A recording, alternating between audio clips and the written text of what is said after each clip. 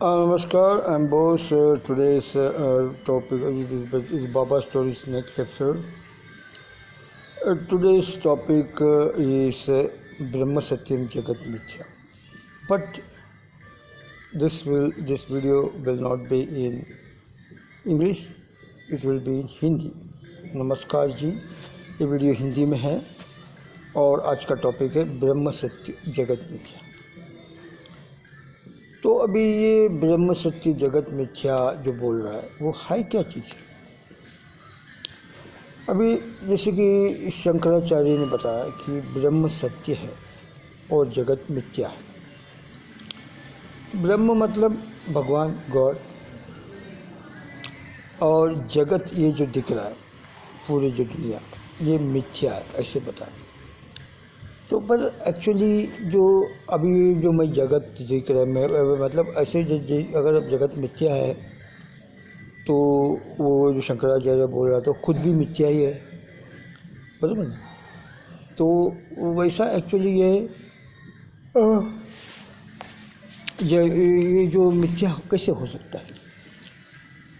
ये जो प्रकृति है जो हमको दिख रहा है, हमारे पंच इंद्रियों से हम जो पूरी दुनिया को जो देख रहा है, तो ये कैसे मिथ्या हो सकता है? तो पॉसिबल नहीं। तो ब्रह्म जो है जो हमको दिखता नहीं है, हमको महसूस तो होता है, हमारे जो हार्ट बीट है, ब्लड सर्कुलेशन है और जो भी है सब, ये सब पूरी इनडायरेक्टली जो है ब्रह्म जो है कंट्रोल कर रहा है।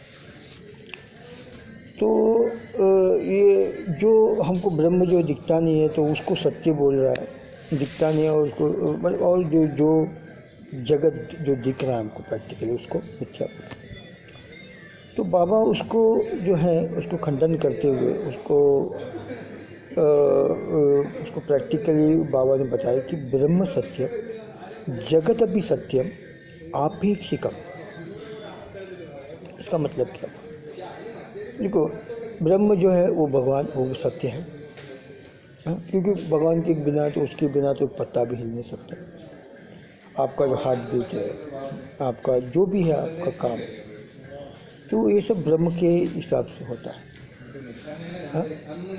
तो उसके बाद जो है जगत जो है इसको मिथ्या कैसे बोल सकते हैं? क्योंकि जगत हम जो दिख रहा है, मैं भी बात कर रहा हूँ, मेरे हाथ में मोबाइल है और जो भी मैं देख रहा हूँ ये सब जो है ये सब मिथ्या नहीं हो सकता। तो बाबा बोल रहे हैं कि जगत अपि सत्य, जगत भी सत्य है। आपेक्षिका, आपेक्षिकम का मतलब क्या हुआ? आपेक्षिका मतलब रिलेटिव ट्रूथ, रिलेटिव ट्रूथ। तो ये रिलेटिव क्या चीज़ है? देखो, अभी श्री कृष्ण के ज़माने में 3500 साल पहले श्री कृष्ण के ज़माने में जो था, क्षत्रिय युग था, और जो था वो आज नहीं है। उधर धनुष बाण चलते थे, तलवार चलते थे, और लोग इतना डेवलप नहीं था। तो वहाँ पे उस टाइम में जो है एरोप्लेन या मोटर गाड़ी ऐसे वैसे नहीं थे। उस टाइम रथ थे, घोड़ा जो खींचने वाले थे। तो वो जो उस ज़माने में जो था वो आज नहीं है। आज जो है वो 3500 साल या 1000 साल के बाद ऐसा नहीं होगा, क्योंकि हर क्षण चेंजेस, बदलाव होते रहता है, हर क्षण हर सेकंड। तो जो बाबा बोले कि the universe is constantly moving, मतलब ये जो ब्रह्मांड जो है, विश्व ब्रह्मांड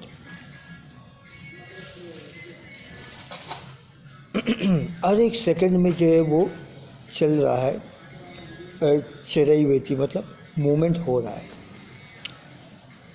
तो ये है, तो ब्रह्म ये जो आपका क्या बोलता है, ये जो प्रकृति है, मतलब ये जो यूनिवर्स जो दिख रहा है, इसमें अभी सोलर सिस्टम है। फॉर एग्जांपल हमारे सोलर सिस्टम में जो है मून जो है, चाँद धरती का चक्कर काटता है, धरती जो है सूर्य का चक्कर काटता है, और ये जो सूर्य है ये कोई दूसरे और सूर्य का चक्कर काटता है। तो ये जो पूरा हमारे जो सोलर सिस्टम है टोटल, ये पूरे घूम रहा है, पूरे जो चल रहा है। और वो अब ऐसे हमारे जैसे बहुत सारे और सोलर सिस्टम हो गए, मतलब तो ये सब सोलर सिस्टम जो है पूरा कोई एक केंद्र पावरफुल सूर्य या कोई ऐसा पावरफुल चीज़, पावरफुल प्लैनेट या स्टार उसके इसमें चक्कर काट रहा है। और वो जो पावरफुल स्टार है वो उससे भी पावरफुल कोई स्टार होगा या कोई ऐसा ये होगा तो उसमें चक्कर, तो ऐसा ही यूनिवर्स कॉन्स्टेंटली घूम रहा है। तो अभी जैसे कि हम बोले, जैसे हम देख रहे हैं कि चांद जो है धरती का चक्कर काट रहा है, तो उसको जो है वो सूरज क्यों चक्कर नहीं काटता? क्योंकि धरती तो सूरज का चक्कर काटता है। इसमें बात यह है कि जैसे सूरज धरती को खींचता है तो धरती भी सूरज को खींचता है, तो वहाँ पे दो फोर्स एक्ट हो रहा है, centrifugal force and centripetal force. तो जब दो फोर्स आपस में एक्टिंग होता है तो वो आपका सोलर सिस्टम जैसा घूमते रहता है। तो अभी हमारे जो गुरु के हिसाब से, मतलब ये यूनिवर्स कॉन्स्टेंटली मूविंग है, तो मैंने किसी को ऐसा बताया कि भाई हमारे सूर्य जो है, सब क्या बोल रहा है कि सूर्य स्टेशनरी है और प्लैनेट्स घूम रहा है।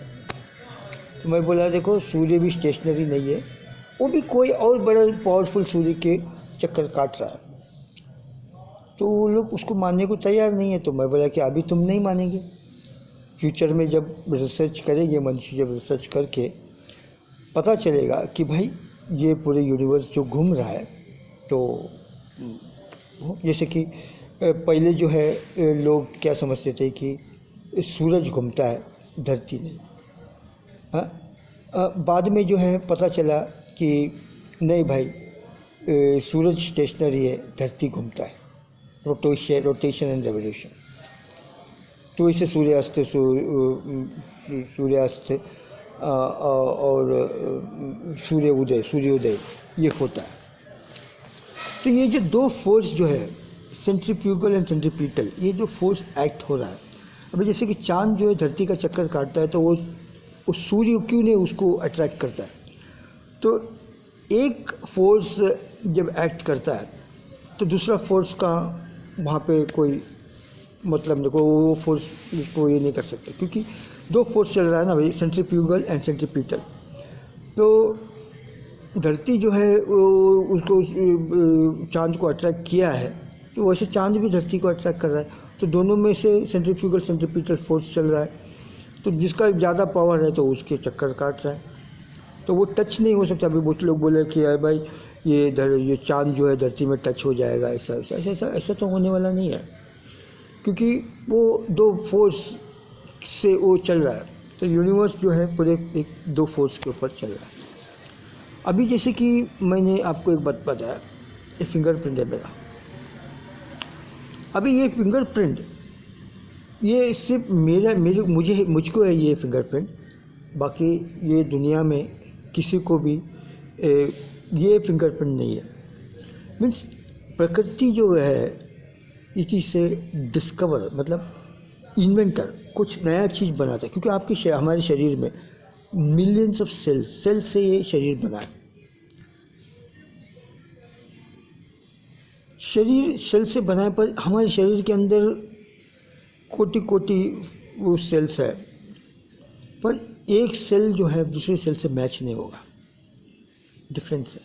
जैसे फिंगरप्रिंट, मेरा हाथ में जो दो हाथ का तंब जो है वो दोनों का फिंगरप्रिंट ही उसमें ही फ़र्क है, 5 उंगलियों का फिंगरप्रिंट में फ़र्क है।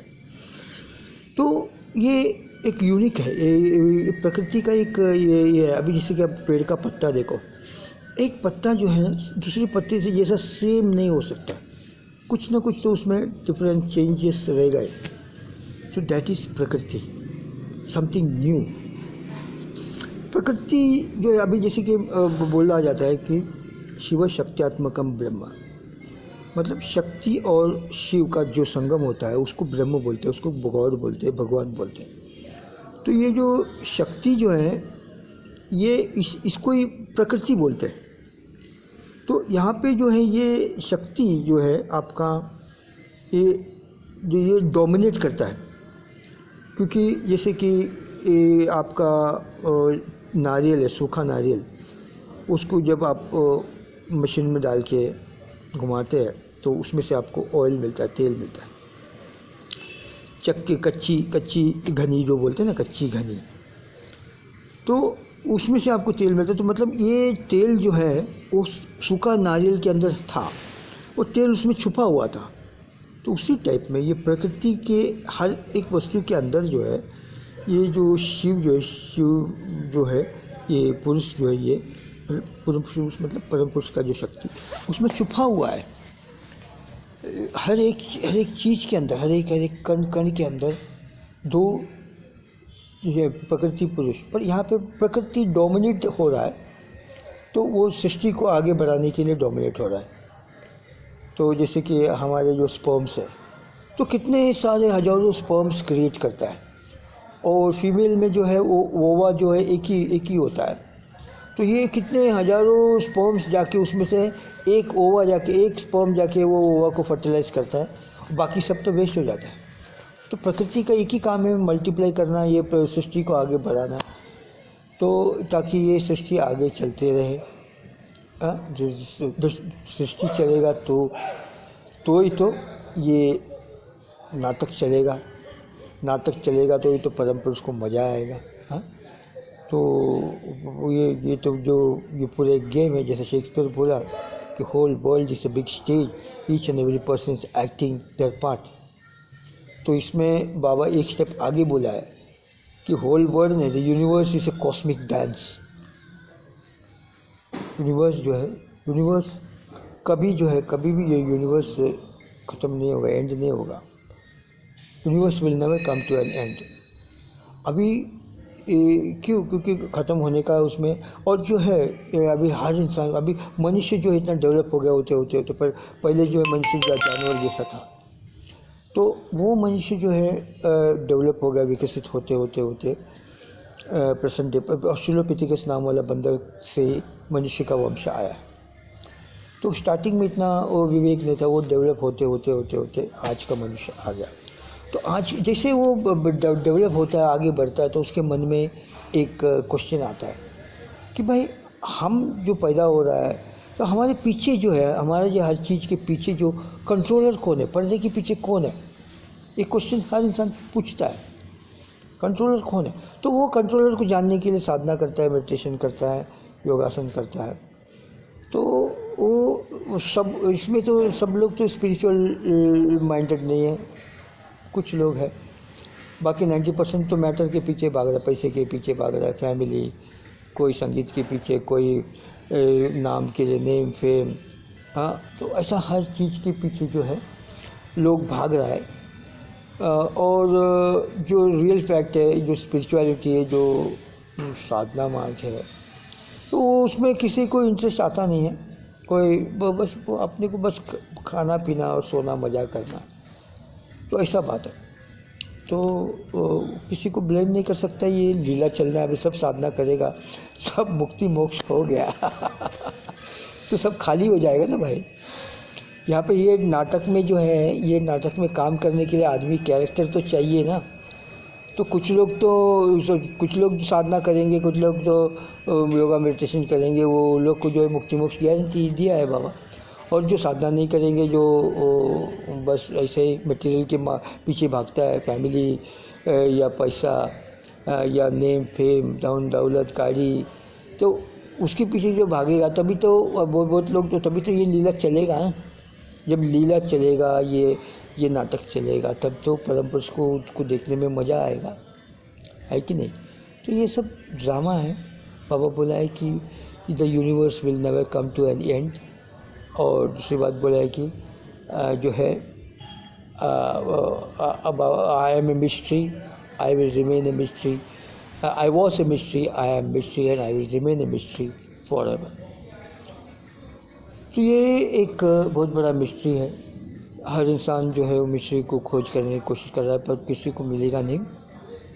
बहुत लोग बहुत नेगेटिव तरीके से उसी को खोज करने की कोशिश कर रहा है, पर पॉसिबल नहीं है। इस सतपथ का जो सतपथ मतलब अच्छा पथ जो है हमारा गुरु जी आए, इस पथ का अगर फॉलो करेगा तो आपको जो है मुक्ति मोक्ष गारंटी मिलेगा।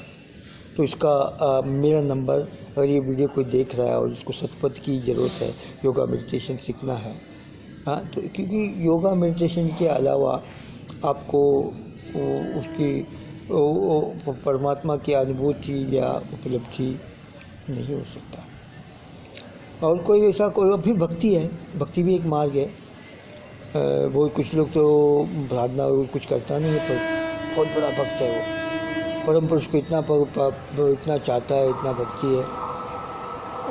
तो अभी ट्रेन आ रहा है, इसके लिए मैं स्टॉप करता हूँ। नमस्कार।